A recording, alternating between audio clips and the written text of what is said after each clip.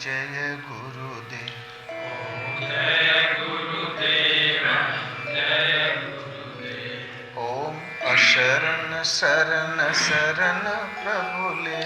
ओम अशरण शरण शरण प्रभु ले। ओम जय गुरुदेव, जय गुरुदेव। ओम जय गुरुदेव, जय गुरुदेव। गुरु राखहि जो कोप विधाता, गुरु राखहि जो कोप विधाता। गुरु रूठे नहीं को जग त्राता। गुरु रूठे नहीं को जग त्राता।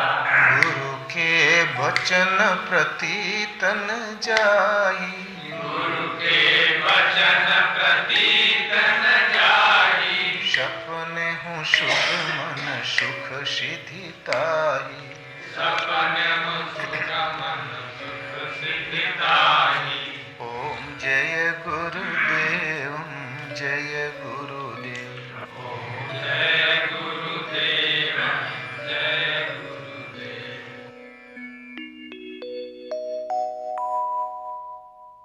आड़गड़ मत है पूरों का। अमृतवाणी के इस चरण में परम पूज्य गुरुदेव स्वामी अड़गड़ानंद जी महाराज के शब्दों में उक्त पद की आध्यात्मिक व्याख्या प्रस्तुत है। इस व्याख्या का संकलन हमने 10 जुलाई 1993 को मोहिनी कुंज की जनसभा में किया था। परमहंस जी महाराज का सबसे परमहंस गुरुदेव भगवान का एक अच्छा और साधकों के लिए हितकारी एक पद था, समय समय पर कहा करें। एक बार जब शुरू में जब गुरु महाराज के हम शरण में गए, तो क्योंकि वो थोड़ा बहुत रियाज पानी करते हुए आए थे, तो अभ्यास था डाइव करने का। तो स्विमिंग पूल्स में तो डाइव 50 फीट से भी होता है, और पहाड़ी धारा गंगा मंदाकिनी और उसकी एक चट्टान पर से डाइव किया तो पहाड़ी नदियों में पत्थर बहुत होते हैं। सीधा सिर लगा पत्थर में, थोड़ा फूट गया। अभी मैं 1.5-2 ही महीना हुआ था। तो जब खून देखा तो बोले मारो साला अड़गड़ है। फिर महाराज बहुत खुश हुए। और लक्षण धाम राम प्रिय सकल जगत आधार, गुरु वशिष्ठ ते राखा लक्ष्मण नाम उदार। वशिष्ठ ने लक्ष्मण ने ये गुण पाए इसलिए नाम रख दिया। ये नाम ठीक है, बढ़िया नाम है इसका, मारो साला अड़गड़ है। वही दिन से नाम पड़ गया अड़गड़। हम सोचे अड़गड़ भड़गड़ ये अंडबंड क्या नाम रख दिया। पहले थोड़ा अटपटा लगा, लेकिन महाराज बस धर तो दी। करीब 1 महीना बाद फिर एक दिन बोले ईश्वर पद का सबसे पथिक वही अच्छा माना जाता जो अड़गड़। तो उन्होंने एक भजन सुनाया। अड़गड़ माने कठिन, अड़गड़ माने जटिल, दुरूह। तो अड़गड़ मत है पूरों का, यहाँ नहीं काम अधूरों का। सच्चा साफ अमीरी रसता, सच्चे साहेब शूरों का। कच्चा यरुमट मेला रसता, कच्चे कायर कूरों का। यहाँ नहीं काम अधूरों का। जप तप करके स्वर्ग कमाना, यह तो काम मजूरों का। देना सब कुछ लेना कुछ नहीं, बाना झांकर झूरों का। यहाँ नहीं काम अधूरों का। बड़ा देव गादी पर बैठा, तब क्या ढोना घूरों का। मस्त हुआ जब अनहद सुनकर, तब क्या सुनना तूरों का। अड़गड़ मत है पूरों का, यहाँ नहीं काम अधूरों का। मुश्किल यगम पंथ का चलना, धारा खांडे छूरों का। कहत कबीर सुनो पैसा दो, अगम पंथ को शूरों का। यहाँ नहीं काम अधूरों का। अड़गड़ मत पथ है पूरों का, यहाँ नहीं काम अधूरों का। हाँ, तो भजन का शीर्षक है कि अड़गड़ पथ है पूरों का, यहाँ नहीं काम अधूरों का। अड़गड़ माने कठिन, जटिल, दुरूह। अरे जिस रास्ते पर हम कभी गए ही नहीं, जो गया लौट के आके संदेशा दिया नहीं, ऐसे पथ से गुजर कर हमें अपने उस स्वरूप तक, धाम तक पहुंचना है। इसलिए अड़गड़ है। प्रहलाद के साथ क्या बीती, मीरा के साथ क्या बीती, इसमें बड़े बड़े खंदक है, इसलिए बड़ा कठिन दुरूह पथ है। तो अड़गड़ पथ है पूरों का, ये पूरों का पथ है। पूरा वो है जो संपूर्ण मन से लगता है, अधूरे वे हैं जो ढुलमुल नीति आधे मन से लगते हैं। एक बार ऊधो ने गोपियों की चर्चा जब बार बार सुनी तो ज्ञानी ऊधो गोपियों के पास पहुंचे। तो गोपियों की दशा देखा तो बोले, ओ ये तो भेद भक्ति कर रही हैं, ये तो हमारी दृष्टि में अज्ञानी है। कृष्ण कृष्ण चिल्ला रही। बोले, अरे ज्ञान का सहारा लो, ज्ञान नित्य है, ज्ञान शाश्वत है, योग करो। तो गोपियों ने कहा, ऊधो मनन भय 10-20, एक हुतो सो गयो श्याम संग, को अवराधे ईश। मन 10-20 हुए नहीं, एक था, वो श्याम के साथ चला गया। अब योग साधने के लिए हम अलग से मन कहां पावे। और थोड़ा आगे जहां वार्ता चली, ऊधो ने समर्पण किया। उस दिन से ऊधो भक्ति में लग गए। शायद भगवान ने इसीलिए भेजा ही था, इस दंभ को दूर करने के लिए भेजा ही था। तो जो संपूर्ण मन से लगता है पूरा है। भगवान कृष्ण ने कहा, तमेव शरणम गच्छ सर्वभावेन भारत, तत्प्रसादात् परम शांति स्थानम प्राप्यसि शाश्वत। अर्जुन, उस हृदय स्थित ईश्वर की शरण जाओ, सर्वभावेन, संपूर्ण भाव से जाओ। थोड़ा भाव संकट मोचन, थोड़ा भाव विंध्यवासिनी, थोड़ा पशुपतिनाथ, हम तो 12 आने लीक हो गए। हृदय वाले ईश्वर की शरण में 4 आने बचे, कभी कल्याण नहीं होगा।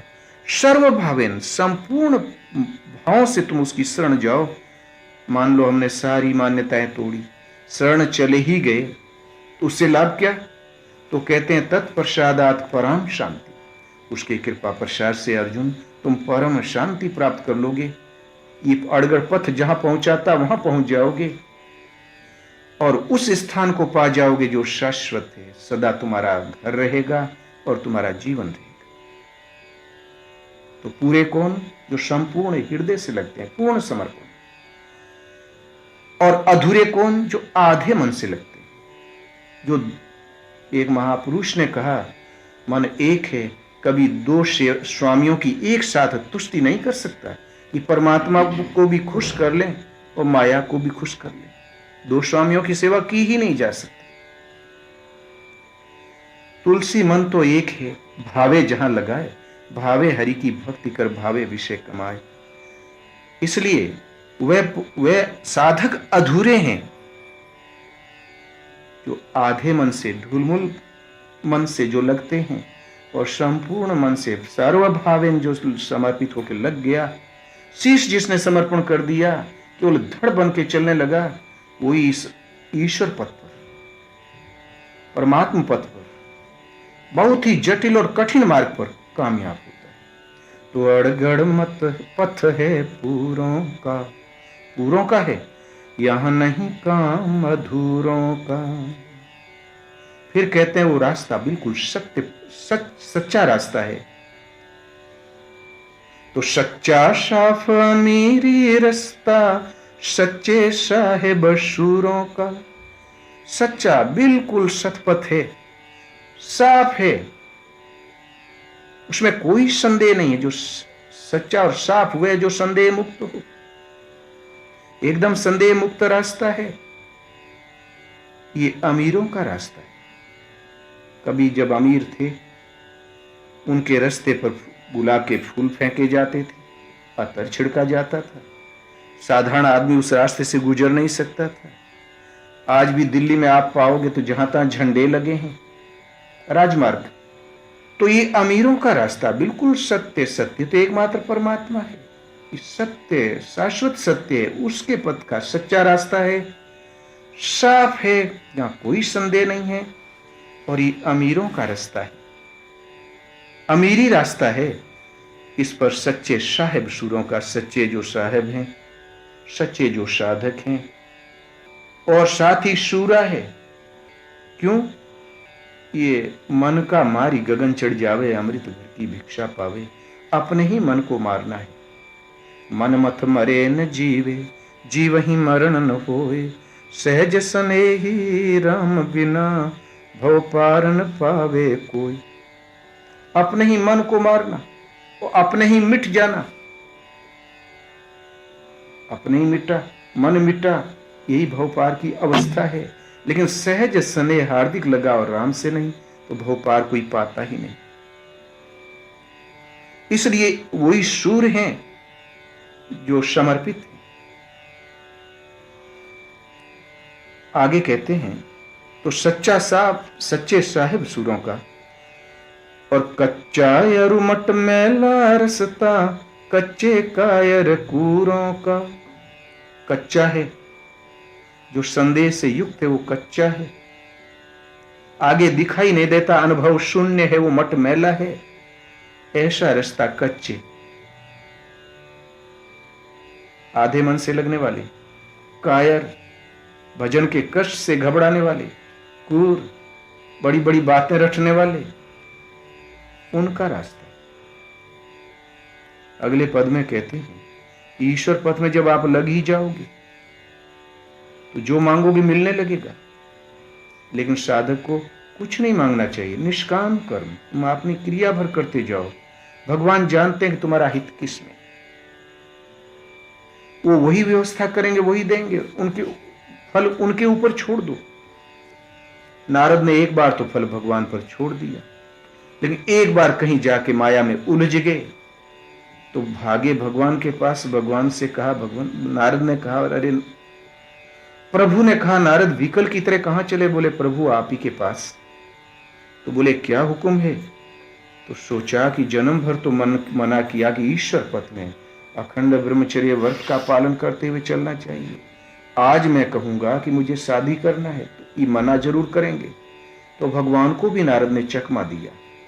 विचार किया कि जयमाला तो उसे पड़ेगी जो रूप सौंदर्य संपन्न होगा, और भगवान से सुंदर कोई है भी नहीं। क्यों न मैं रूप मांग लूं, भगवान भी नहीं जानेंगे, हमारी भी गोटी लाल। तो बोले प्रभु अपना स्वरूप दे दे। भगवान के अनंत रूप है, एक रूप पकड़ा दिया बंदरे का। बोले तथास्तु। फिर नारद बड़े खुश हुए, बोले प्रभु देखो जिसमें हमारा हित हो वही करना। तो जय विधि हो ही परम हित, नारद सुनहु तुम्हार। सोई हम कर बनया न कछो, मृखान बचन हमार। हम वही करेंगे जिसमें तुम्हारा परम हित है। तू हित की बात करता है, हमने तुम्हारा परम हित सोच लिया। नारद बड़े खुश हुए, काम बन गया। वहां गए तो सबने उठ के दंडवत किया। नारद ने सोचा मैं नारद तो हूं नहीं, मेरा चेहरा भगवान का रूप ही इतना भड़कीला कि सब पर प्रभाव पड़ गया लगता है। काम बन गया। और जब वो हरगण आए तो बोले वाह, ये राजकुमार अजीबो गरीब है, इसके माता पिता धन्य, ये चेहरा हम पहली बार देख रहे हैं, इसका शान शौकत देखो। नारद ने सोचा ठीक है, हरगण भी नहीं पहचान रहे हैं, अब तो जयमाला मिलेगी। और वो पहचान रहे थे। और जब राजकन्या आई तो देखते ही जल गई। बोले पिताजी का दिमाग खराब है, इस पवित्र सभा में ये बंदर भालू क्यों बैठा रखा? उसको बंदरे का मुंह दिखाई पड़ा। तो जेही दिशी बैठे नारद फूली, तेही दिशी तेही ने बिलोकी भूली। उस दिशा उस पंक्ति का ही परित्याग कर दिया। एक तरफ भगवान बैठे थे, जयमाला डाला, चले गए। नारद बहुत तड़पे, छटपटाए, भगवान को श्राप दिया। तब हरि माया दूर निवारी, नहीं ता रमा न राजकुमारी। भगवान ने अपनी माया का आवरण ही हटा लिया। लक्ष्मी जी नश्वर, वो राजकुमारी नश्वर, नहीं ता रमा न राजकुमारी। और सत्य कुछ और आगे था। उस पर जब दृष्टि पड़ी नारद की, तब चरणों में गिरा, बोले रे भगवान, मुझको आपने बाल बाल बचा लिया, हमारा श्राप व्यर्थ चला जाए। तो भगवान ने कहा, मम इच्छा के दीन दयाला, मेरी इच्छा। तो भगवान के यदि हम समर्पित होके चलेंगे तो प्रभु जानते कि इस जीव का हित किस में है, वो वही व्यवस्था करेंगे। इसलिए साधु को कभी मांगना नहीं चाहिए। ये ईश्वर पथ का, इस जटिल पथ का जो पथिक है वो उसमें नहीं कभी धोखा खाता। तो जप तप करके स्वर्ग कमाना, यह तो काम मजूरों का। स्वर्गम स्वल्प अंत दुखदाई, स्वर्ग भी बहुत थोड़ा और परिणाम में दुखदाई। विधि प्रपंच गुण अवगुण साना, दानव देव ऊंच अरु नीचू। स्वर्ग नर के अनुराग विरागा, निगमागम गुण दोष विभागा। विधाता का प्रपंच गुण और दुर्गुणों से सना हुआ है। ये स्वर्ग है, ये नरक है, दानव है, देव है, विधाता का प्रपंच है। यदि हमने इनमें से कुछ मांगा तो प्रपंच में से ही कुछ प्राप्त किया। भोगों की निम्नतम सीमा गरीबी, अधिकतम सीमा स्वर्ग, लेकिन वो भी स्वल्प और परिणाम में घोर दुखदायी। इसलिए जप तप संयम सब कुछ करके बदले में हमने स्वर्ग ही मांग लिया। ये तो काम मजूरों का, हमने मजदूरी की और बदले में पा गए। इसलिए देना सब कुछ, लेना कुछ नहीं, बाना झांकर झूरों का। सर्वस्व का दान कर दो, अपनी दृष्टि को, रूप रस गंध शब्द स्पर्श को, और सारे संसार का मूल इस मन को भी दान कर दो, चरणों में समर्पित कर दो। एक बार मन में क्षमता ही कहां सत्य मांग ले, बुद्धि में नहीं क्षमता कि सत्य को मांग ले। गो गोचर जहां लगी मन जाई, सो सब माया जाने ऊपर। कदाचित बुद्धि ने बहुत ही बारीक मांग लिया तो माया के क्षेत्र का ही कुछ ऊंचा नीचा स्तर मांगा। इसलिए सर्वस्व का समर्पण कर दो, देना सब कुछ। एक दान दाता हुए मौर ध्वज, अपने बेटे को चिरवा दिया। कर्ण ने सब कुछ दे दिया, हरिश्चंद्र ने राज दे दिया। उससे भी बड़ा दान जनक से मांग लिया अष्टावक्र ऋषि ने, मन का दान। इस सब से बड़ा दान। जनक यज्ञ में सारे महात्मा गए और परास्त हो गए। बड़े बड़े ऋषि विप्र पहुंचे और हार गए, और शाप जेल में सड़ रहे थे। अंत में अष्टावक्र जब पहुंचे तो जनक दौड़ी पर मिलने आए सभा सहित। जब उनका रूप दिल डोल देखा तो जनक को हंसी आ गई। तो जनक के साथ साथ पूरा सभा मंडल ही हंस पड़ा। जब सबकी हंसी रुकी तब फिर अष्टावक्र लगे हंसने, तो वो खूब हंसे। तब लोगों ने सोचा पागल है। तो बोले आप हंसे क्यों? तो उन महाराज ने कहा पहले जनक तुम बताओ, तुम लोग क्यों हंसे? बोले एक से एक रूप सौंदर्य संपन्न यहां आए, सब तो जेल की हवा खा रहे हैं। बड़े चिकने चुपड़े आए, एक से एक वेदांती आए। आपका हाथ पीछे को जा रहा है, दांत ऊपर को जा रहे हैं, आंखें तिरछी जा रही है, पांव उल्टे हुए हैं। आपका दिल डोल देख के हंसी आ गई। तो बोले राजन, हमें इसलिए हंसी आ गई कि जनक समेत जनक की सभा पूरी चमार है। कारण कि चमड़ी का भाव ताव अच्छा कर लेती है, परीक्षा अच्छी कर लेती है। और चमड़ी एक रहने के लिए हमें खोल वस्त्र मिला है। पता नहीं सृष्टि में कैसे कैसे खोल है मिला, लेकिन मैं जहां पर खड़ा हूं वो है आत्मा। आत्मा क्या, उसके दांत तिरछे हैं, आंखें टेढ़ी हैं, पांव पीछे को मुड़े हैं। वो शाश्वत है, सनातन है, अपरिवर्तनशील है। क्या उसमें भी कोई परिवर्तन है? तुम लोग चमड़ी की अच्छी जांच कर लेते। तो जनक चुप हो गए। बोले भगवान फिर मेरे प्रश्न का उत्तर। बोले पहले दान दक्षिणा कुछ दो। बोले जो मांगिए, यदि मेरे प्रश्न का उत्तर मिलता तो जो मांगिए। बोले पहले अपने मन से दो, जो तुम्हारे पास अच्छी चीज हो दे दो। तो 1 लाख गाय। बोले इससे भी बड़ी चीज। बोले पूरा राजपाट ले ले, एक एक सीढ़ी चढ़ के बोला पूरा साम्राज्य ले ले।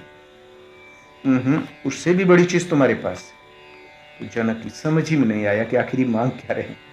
बोले भगवान आप ही बताए। बोले अपना मन। तो बोले हम दान करते हैं। संकल्प करवा लिया तो अष्टावक्र एक तरफ जाके कोने में बैठ गए, ध्यानस्थ हो गए। जनक सुबह से खड़े खड़े जब 3-4 बज गए, उनको बैठने को भी नहीं कहा, तब बड़ा क्रोध आया जनक को कि बोले हमने मुंह मांगी वस्तु दे दी, तब भी वो एक तरफ बैठ गया, हमारे प्रश्न का उत्तर नहीं दिया। फिर जनक के अंदर विचार आया, जब हमने मन ही दान दे दिया तो ये संकल्प विकल्प कहां से उठ रहा है? लगता है हमने अभी दिया ही नहीं, कहां भरे। बस जनक ने सोचना बंद कर दिया। शाम होते होते तो जनक का ध्यान समाधि में परिणित हो गया। तब फिर हृदय से प्रेरणा करके उन महापुरुष ने बताया, जो तूने देखा है स्वप्न कि मैं भिखारी बन के घूम रहा, न वो सत्य है, और जो तू जागने पर राज कर रहा है, जो कर रहा है, न ये सच है। सच ये है, थोड़ी सी मेहनत और कर, अपने स्वरूप को पा जाएगा। बस जनक चरणों में गिरा और फिर जनक उस रास्ते पर चले और अपने समय के सर्वोपरि महापुरुष वे बड़े बड़े महापुरुष भी वहां अपनी जनक से ज्ञान लेने जाया करते थे। तो सर्वोपरि दान है मन का। तो देना सब कुछ, कुछ भी हमने दे दिया, भट्टे का पूरा अपना भट्टा दे दिया, शोरूम दे दिया, आपने कुछ भी नहीं दिया। आपके अंदर मन के अंतराल में अनंत सृष्टि भरी हुई है, ये मन ही समर्पण कर दो। ये समर्पण करना, इसी समर्पण करना है। तो देना सब कुछ और बदले में मांगना कुछ नहीं और लेना कुछ नहीं, बाना झांकर झूठों का। बदले में कोई कामना में याचना मत करो, निष्काम कर। और ऐसे योगी का रहन सहन कैसा होता है, बाना कैसा होता है, न भगवा होता है, न तिलकधारी होता है, किसी मजहब के टक्कर का नहीं होता। कभी मुट्ठी चना तो कभी घी घना, कभी कथरी लपेटा तो कभी कमरी लपेटा, कभी दिगंबर ही भ्रमण कर रहे हैं। उनके लिए कोई प्रतिबंध नहीं। तो बाना झांकर झूरों का, यहां नहीं काम अधूरों का। यहां अधूरों का काम नहीं, पूर्ण समर्पण वालों का ही ये पथ है। तो बड़ा देव गादी पर बैठा, तब क्या ढोना घूरों का। बड़ा देव, सब घट मेरा साइया, सब घट में तो है। सुनी सैजन कोई, बलिहारी घट तासु की जाघट प्रगट हो। जिस हृदय में वो प्रगट हो गया, देव हृदय में निवास कर गया। तो बड़ा देव गादी पर बैठा, हृदय रूपी सिंहासन पर, गद्दी पर वो विराजमान हो। सुतीक्ष्ण बहुत भजन कर रहे थे, हृदय में स्वरूप स्थिर हुआ ही नहीं। जब उन्होंने देव सुना कि राम इसी वन में आ गए हैं, तो बड़ी उन्हें गलानी हुई। हे विधि दीन दयाल रघुराया, मोशे 60 पर करी हैं दाया। मेरे ऐसे 60 के ऊपर क्या दया करेंगे। मोरे जिये भरोस दड़ना है, भगति न विरति ज्ञान मन माही। न भक्ति है न वैराग्य है, न ज्ञान है। तो एक बानी करुणा निधान की, सो प्रिय जाके गति ने आन की। परमात्मा की एक बान है, एक बाना है, वो उन्हें प्यारा होता है जिसको दूसरे अन्य किसी का भरोसा नहीं। तो हुई है सुफल आज मम लोचन, देखी चरण पंकज भव मोचन। जरूर मेरे नेत्र सफल होंगे। और बीच रास्ते में मुनि बैठ गए। अतिशय प्रीति देखी रघुराया, प्रगटे हृदय हरण भव। कैसे? अतिशय प्रीति देखी रघुवीरा, प्रगटे हृदय हरण भव वीरा। अतिशय प्रीति देखी हृदय में प्रगट जागृत हो। उस हृदय रूपी गद्दी पर, मन के सिंहासन पर उन्होंने अपना निवास ग्रहण कर लिया, स्वीकार कर लिया। इसी को कबीर इंगित करता है कि बड़ा देव गादी पर बैठा, सर्वोपरि है, जिससे आगे कोई नहीं। वो जब गद्दी पर बैठ गया, तब क्या ढोना घूरों का। तब इन घूरों का, मान प्रतिष्ठा का क्या ढोना, अपनी कुलीनता का क्या ढोना, मजहब और परंपराओं का क्या ढोना, ये घूर का ढोना। भरत नाम के एक नरेश हुए, ऋषभ देव के वो लड़के भी थे, और उन्होंने एक बार अपने मंत्री से कहा कि मंत्री परवर, इस विशाल महेंद्र पर्वत के उत्तंग शिखर पर मेरा यशोगान लिखवा आइए। तो मंत्री घूम फिर के आया, बोले हजूर, एक भी चट्टान खाली नहीं है जिसमें किसी ने किसी का यशोगान न लिखा हुआ हो। कहिए तो मिटा के लिखवा दो।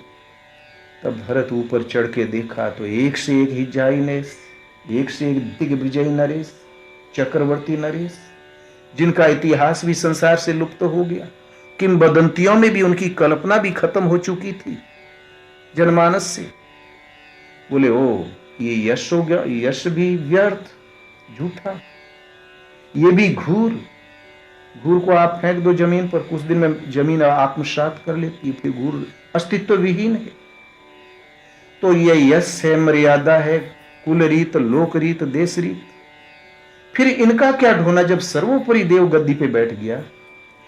तब क्या ढोना घूरों का, तब इस घूर का क्या ढोना, इन नश्वर का क्या ढोना जिसका कोई अस्तित्व ही नहीं, जिसको मिट जाना है। मस्त हुआ जब अनहद सुनकर, तब क्या सुनना दूरों का, यहां नहीं काम अधूरों का। जब मस्त हुआ, हद कहते हैं सीमा को, अनहद कहते हैं असीम को।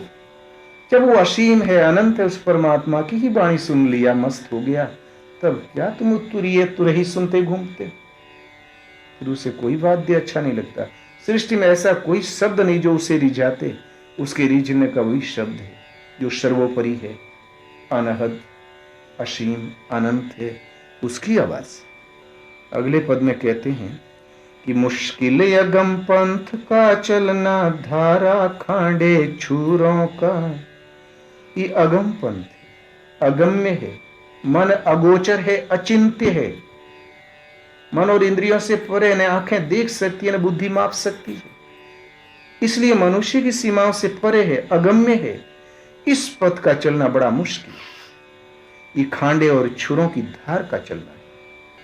ज्ञान के पंथ कृपाण के धारा, परत खगेशन लागहि बारा। ये कृपाण की धार का चलना है, बड़ी मुश्किल है। विश्वामित्र भज में लगे तो कई बार पटकनी खा गए, बड़ा ही कठिन पथ है। कब माया कामयाब होगी कुछ पता नहीं, छुरों की धार पर का चलना है। इसलिए भला इसके मुश्किल है, इस मुश्किल को भी कौन पार कर लेता है? तो कहे कबीर सुनो भाई साधों, अगम पंथ कोई शूरों का, यहां नहीं काम अधूरों का। कबीर कहते हैं सुनो भाई साधु। हर संत को अपना भाई कहता है, जानता है कि जिस रास्ते से चलकर मैं जो स्थिति पाया, यदि चलने वाला पथिक है तो उसी स्थिति को पाएगा, मेरे ही लेवल में आएगा। भाई एक बराबर का स्थान होता है। अगम पंथ कोई शूरों का, ये अगम्य पंथ है, किसी शूरवीर का है। शूर समर करनी करही, कहीं न जना वहीं आप, विद्यमान रण पाय के, कायर कथहीं प्रलाप। शूर करनी करता है, और भजन का ऐसा नियम ही है, करनी करो। सुमिरन ऐसा कीजिए, जाने सुमिरन हार, कै जाने करता रही, न जाने संसार। करनी करो, समर लड़ो, इस ढंग से करो सुमिरन, सुमिरने वाला जाने या करतार जाने, न जाने संसार। ये प्रदर्शनी वाला नहीं है, रात दिन समर लड़ो। तो ये अगम्य जो पथ है, किसी शूरवीर के क्षेत्र की वस्तु है। बोलो श्री गुरुदेव भगवान ने की जय।